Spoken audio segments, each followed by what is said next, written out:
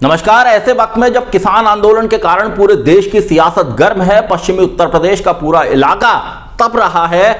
हरियाणा के अंदर 10 मार्च को अविश्वास प्रस्ताव आना है। वहां की बीजेपी जेजेपी गठबंधन सरकार के अंदर भी जेजेपी के जो विधायक हैं उनमें असंतोष होने की बात कई बार सामने आ चुकी है। ऐसे वक्त में उत्तराखंड के मुख्यमंत्री, बीजेपी की सरकार के मुख्यमंत्री को बदले जाने की चर्चाओं ने कई सवालों को जन्म दिया है। दिल्ली का जो गाजीपुर बॉर्डर है, अगर आप वहां पर जाएंगे तो उत्तराखंड में जो उधम सिंह नगर का इलाका है, तराई का इलाका है, वहां के किसानों की एक बड़ी भागीदारी वहां पर है। और ऐसे में कहा तो यह जा रहा है कि आला कमान के पास ऐसा फीडबैक है कि उत्तराखंड बीजेपी में कई विधायक नाराज हैं, और यह फीडबैक भी है कि अगर त्रिवेंद्र सिंह रावत के नेतृत्व में अगला विधानसभा चुनाव लड़ते हैं तो पार्टी को सियासी खामियाजा भुगतना पड़ सकता है। लेकिन यह भी सच है कि उधम सिंह नगर और हरिद्वार जो उत्तराखंड के 2 बड़े जिले हैं, यहां पर किसान आंदोलन के कारण सियासी नुकसान का डर भी बीजेपी को सता रहा है। तो क्या है यह पूरा मसला, इस पर मैं बात करूंगा। आप देख रहे हैं सत्यहिंदी.com। अपील मेरी आपसे वही है, कॉर्पोरेट मीडिया के मुकाबले आजाद पत्रकारिता का समर्थन करें, सत्य हिंदी की सदस्यता योजना में शामिल हों। आर्थिक भुगतान का लिंक हमने डिस्क्रिप्शन में दिया हुआ है। सत्य हिंदी का ऐप भी आ गया है, लिंक डिस्क्रिप्शन में है, डाउनलोड कर लीजिए। जैसे ही त्रिवेंद्र सिंह रावत को दिल्ली बुलाने की चर्चा हुई, या उससे 2 दिन पहले देहरादून में राष्ट्रीय जो पार्टी का आला कमान है उसने डॉक्टर रमन सिंह, छत्तीसगढ़ के पूर्व मुख्यमंत्री, उन्हें पर्यवेक्षक बनाकर भेजा, तो चर्चाओं का बाजार गर्म हुआ और यह कहा गया कि यहां पर आला कमान नेतृत्व परिवर्तन कर सकता है। अब इसे लेकर चर्चाएं बहुत ज्यादा हैं, लेकिन इतना भी तय है कि बीजेपी आला कमान के पास इस बात का फीडबैक जरूर होगा कि उत्तराखंड का जो तराई का इलाका है, उधम सिंह नगर, हरिद्वार जो जिले हैं, वो किसान आंदोलन के कारण प्रभावित हैं।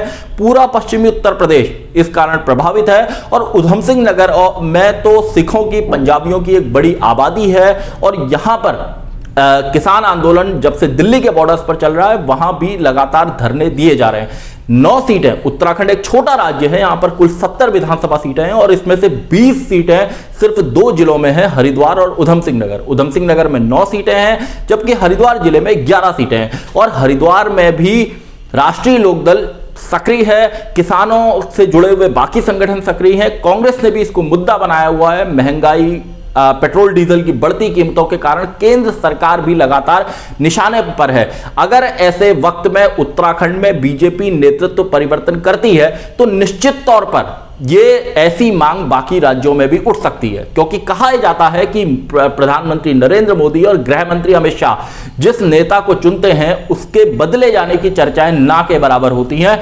असंभव होता है ऐसा, लेकिन जिस तरह की चर्चाएं उत्तराखंड को लेकर हो रही हैं, और अगर वहां पर नेतृत्व का परिवर्तन होता है तो यह माना जाना चाहिए कि कहीं ना कहीं, चाहे किसान आंदोलन का मसला हो या किसी तरह के सियासी नुकसान का डर हो, यह फीडबैक बीजेपी आलाकमान के पास पहुंचा है।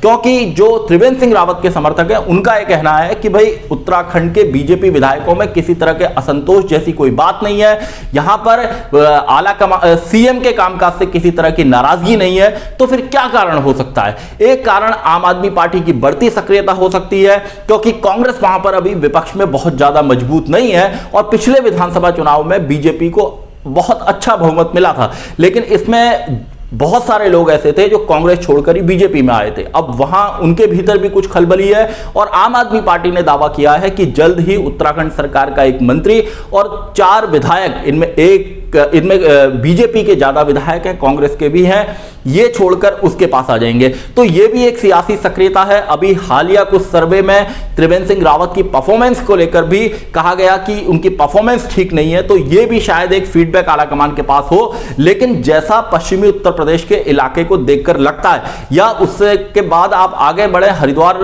और उधम सिंह नगर के इलाके को देखकर लगता है, तो यह साफ नजर आता है कि किसान आंदोलन का इन इलाकों में खासा सियासी असर है। और यहां पर बीजेपी आलाकमान के पास भी इस बात की निश्चित रूप से जानकारी हो सकती है कि ये जो इलाके हैं, यहां पर पार्टी अगर अगले साल 1 साल बचा हुआ है चुनाव में, और यहां जब चुनाव में उतरेगी तो पहले से जो फीडबैक है वो तो है ही है, और किसान आंदोलन का जो असर है वो भी यहां पर हो सकता है। खुद किसान नेता राकेश टिकैत उधम सिंह नगर में जाकर अभी हाल ही में एक बहुत बड़ी जनसभा को संबोधित करके आए हैं। इसके अलावा कांग्रेस वहां पर किसान आंदोलन के समर्थन में, किसानों के समर्थन में लगातार बड़ी छोटी रैलियां कर रही है। तो ऐसे हालात में पार्टी का आला कमान उत्तराखंड के मसले पर नेतृत्व परिवर्तन के लिए पार्टी के मुख्यमंत्री को दिल्ली बुलाता है, उनसे बातचीत करता है, और इस बात की संभावनाओं से भी इनकार नहीं करता कि वहां पर नेतृत्व परिवर्तन नहीं होगा।